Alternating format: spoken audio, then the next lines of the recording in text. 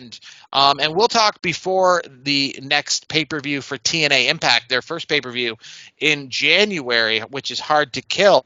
But it has pretty much been announced from Impact Wrestling that they are on the cusp of signing what they say is their biggest name acquisition in company history. And I'm going to give you the list of people who, as of today of this recording, are free agents from WWE. Okay, we have Matt Riddle, we have Dolph Ziggler, we have Mustafa Ali, we have Shelton Benjamin, we have Rick Boogs, we have Dana Brooke, we have Elias, we have Mace or Mace, Mansoor, Emma, who's been in Impact before. Yeah.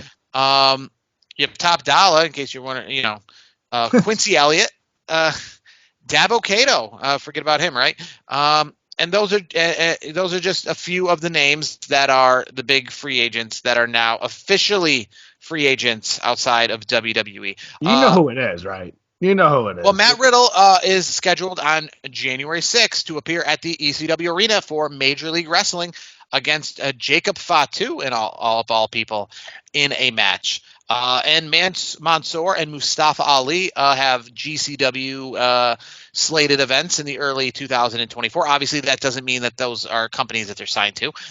Impact obviously would be more of the full-time gig. I'm excited to see some of those guys in GCW come Royal Rumble weekend. But when you're saying I know who it is, why don't you tell me who it is here? Because I'm not sure who it is. Dolph Ziggler. No questions asked. It's, to me, like, if you're going to come out and say this is the biggest acquisition, blah, blah, blah, there's only one name on that list that you mentioned that. Well, that's the thing. And I personally feel if it is indeed, I mean, because let's be real. I mean, I understand it. People like to talk small about Impact Wrestling, and I get it. If this was some indie company, that would be a very big signing. But to be Dolph Ziggler, this is a company that's had Sting, Hulk Hogan, Kurt Angle, the Steiners. Like, would Dolph Ziggler be the biggest signing in that company's history? I mean, if they're hyping it up that way, it might be. I mean, who's a free agent in Japan right now? I've heard we other talked names. about Will Ospreay. Obviously, he signed with AEW, and yeah, he's performing elsewhere. like for example at New Japan's Wrestle Kingdom, which is coming up at the beginning of the year, right? But I think it's got to be somebody that we're not thinking about. Because it can't be one of those. Nobody on that list. I would say this much. The biggest name on that list isn't Dolph Ziggler. It's Shelton Benjamin, in my eyes. That's crazy. Talented. That's crazy. I love Shelton Benjamin. But like when it comes to like bringing people in, Dolph Ziggler is going to bring more people in. I'll give you the Japanese wrestler that I think it could be. This is the only other name that comes to mind that's not Dolph Ziggler, and it's Okada. Okada's a free agent, if I'm not mistaken. So that could be the name, and I'll keep it this way. I would be highly, highly surprised if it's not Dolph Ziggler or it's not Okada. Simple as that. Of that list, I think it's got to be somebody. I mean, to make an announcement like that, to say we have a big, you can say we got a big free agent signing coming or something like that, but to say the biggest in company history. Right. And knowing your company's history, I'm expecting big things. I mean, if they said we had a big free agent signing coming, I probably wouldn't even be mentioning it here. You know what I mean? Because to me, Dolph Ziggler going to Impact Wrestling or, Elias going to Impact Wrestling would be cool, but it's Heath Slater, right? It's Rhino. It's one of those guys in that terms. You know what I mean? It's Matt Cardona. To have somebody like Dolph Ziggler go there. It's Matt Cardona. It's Zack Ryder or Rhino, like the people I just mentioned. So it has to be someone. Who do you think it is? That's what I want. I don't know who it is. It's hard to know. It would have to be somebody. I would say this much: to be the biggest signing in their company's history, I would have to say that it would have to be somebody who would have an impact. No pun intended. If they signed with AEW or WWE equally, meaning your jaw dropping to the floor when they come out for Impact or announce that they signed with Impact would have to be just as grand as if it was AEW. It can't just be, they signed with this company, I'm surprised. It has to be big in general, not just big for Impact, because Impact, like I said, has had Sting, Angle, Cody, I guess, Cody Rhodes hasn't been there. I misspoke there. But, they've had everybody, under the sun in their many, many years of a company. And while, yes, as of recently, they haven't been a place, where the Kurt Angles and the Jeff Hardys and the Matt Hardys are cutting their teeth and making a name for themselves and are getting their paychecks. But those are still a part of their history. So you still have to pretty much say whoever it is bigger than Jeff Hardy, is bigger than Matt Hardy, is bigger than Kurt Angle. I don't think you can ever really have a bigger name than those, but it would have to be somebody still that's very impressive. Well, here's the thing. They said one of the biggest signings, not the biggest signing. So they got to use the word. Yeah, okay, you're right. One of the biggest signings, which is fine. But, like I said, I don't think it's going to top Sting or Kurt Angle. You're right. But I think it's got to be in that ballpark. It's got to be closer to Kurt Angle than it is to Dolph Ziggler. But here's the thing. Dolph Ziggler, from an in-ring perspective, is in better shape than those guys when they went to TNA. Let's be honest. So that, to me, makes it one of the biggest signings because Dolph Ziggler is still, bell to bell, one of the best in the business. He's one of the best on the microphone. He's one of the best entertainers. He does the whole thing. He does the whole package. So for me, no offense to Sting, Kurt Angle, you named all these great wrestlers, but they were already past their prime. This wasn't WCW Sting. This wasn't, let's see, WCW Ric Flair or Kurt Angle and his peak in WWE. No, these guys were past their prime. They were it reminds me of when a football team or any sporting team brings in a guy who's past their prime, but it's all right, well, the namesake's good, so that'll help us out a little bit. That'll sell some tickets. That's pretty much what they did.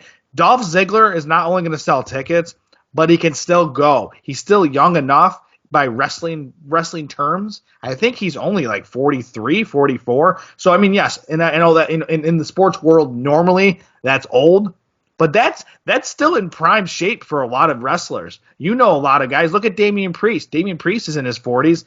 He's peak right now. Dolph Ziggler still has plenty of good years left in him. So for me, that's why I would say it's one of the biggest signings because they're getting him still. That's a signing. I think Dolph Ziggler coming to your company is a decent signing. I don't think it's a decent signing. I think it's a big signing. From all accounts, this isn't just a signing. They have earmarked some money. This is their words.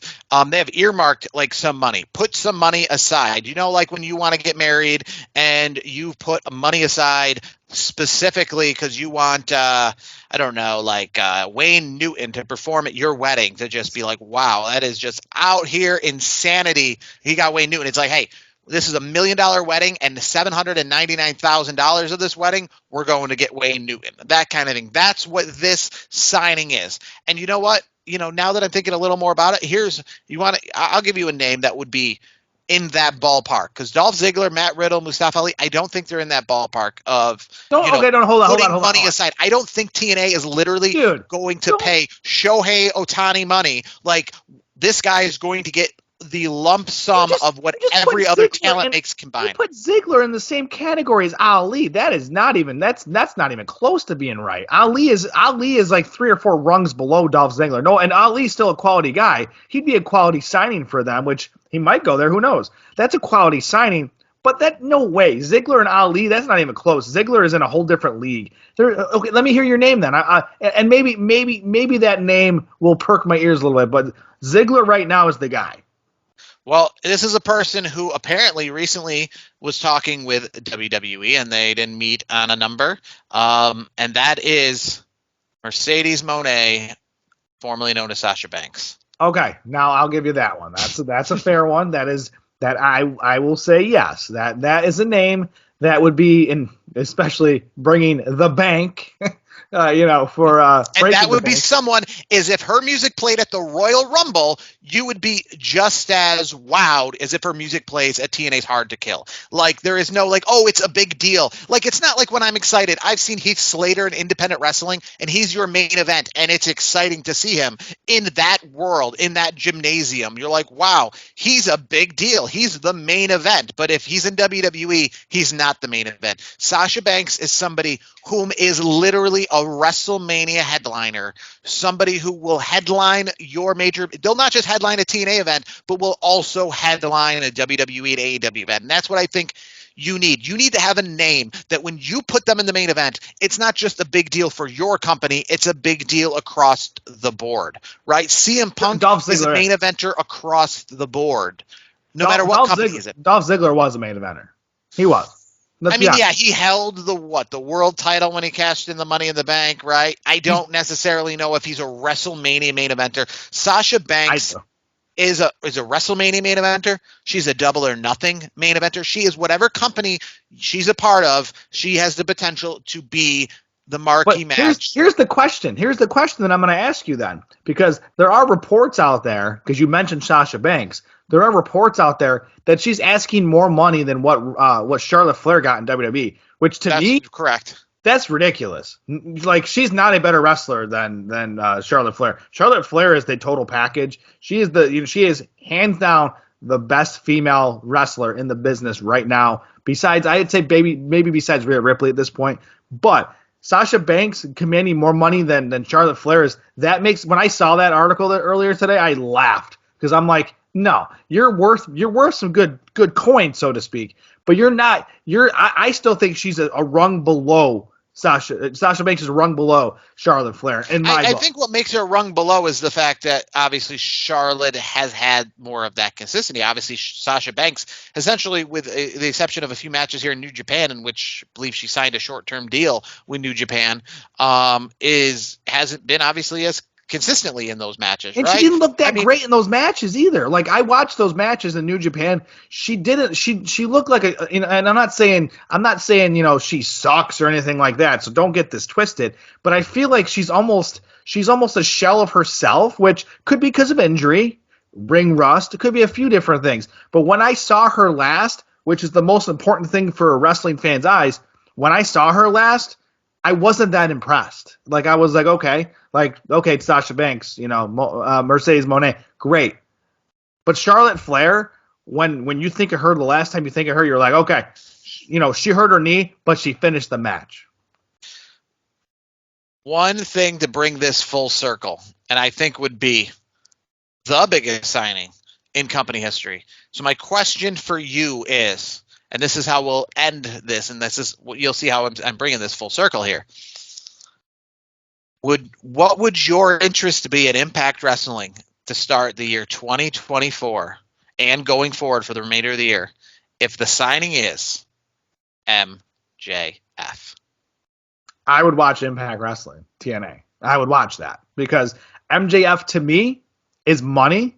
Anywhere MJF goes, they are going to get a hell of an audience because MJF, he's a draw. He's one of the best in the business right now. So if that happens, wow, TNA baby, I'll be tuning in every show.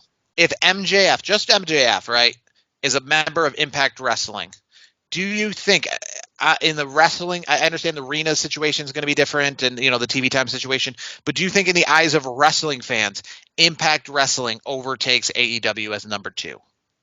If MJF is there, yes, I do. Because here's my thought on that really quick. So AEW has all these big names, this and that. We've talked about that, numerous times and all since AEW's been around. They have a bloated roster, which means they're just wasting all this great talent that's just sitting in the back, or they're just not on shows. Impact, they may not have the depth, but they have quality players. They have some quality individuals on both the men's side and the women's side. They may not have the depth of AEW, but what they do have is they are quality all the way through. And I will give TNA Impact that, because AEW to me has been lacking. You've seen what they've done with Edge. The whole Edge thing has just been, as Adam Copeland, it's kind of been meh. Like, to me, AEW hasn't been as good lately, to be honest with you. Like, I've watched some of it, and I'm like, I don't care. Like, at this point, it's like, okay, if MJF goes to Impact, TNA Wrestling, I will watch that over AEW. No questions asked, because MJF is a draw. He is entertaining, and he's must-see TV. Simple as that.